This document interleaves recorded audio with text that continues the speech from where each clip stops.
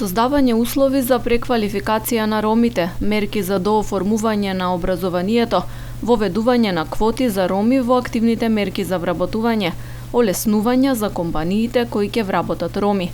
Ова се дел од препораките кои што произлегоа од анализата во рамки на проектот Подобрување на вклученоста на роми во пазарот на труд со акцент на жената ромка, што невладината месечина го спроведуваше изминатите 8 месеци на подрачјето на Гостивар. Активностите, резултатите и препораките денес беа презентирани на завршна конференција. Кога зборуваме работа и роми, дозволете да потенцирам дека за жал нема добри показатели со кои заедницата на роми може да се пофали и да очекува брз развој.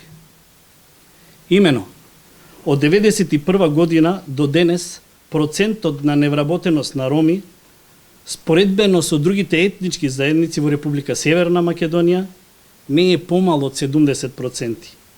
Со ова, само по себе кажува дека економски најслаба е заедницата на роми. За нас како локална власт ова е посебно важно, бидејќи знаеме сите ние дека вклученоста на ромите во институциите на системот е во многу низок процент и за тоа се залагаме и ние како локална власт да имаме што повисок процент на роми вклучени во сите институции на системот, па и во локалната власт. Се надевам дека со успешно реализирање на овој проект ќе имаме зголемен процент на роми, посебно од женскиот род. Во склоп на проектот биле спроведени обуки за ромската популација со цел стекнување на вештини за вработување, за фризерки, административни работници, медицински сестри и друго. Тоа што 40 мажи, жени ромки се здобија со обука и подобрени квалификации од прв степен, со што ги изголемува нивните шанси за влегување на пазарот на труд.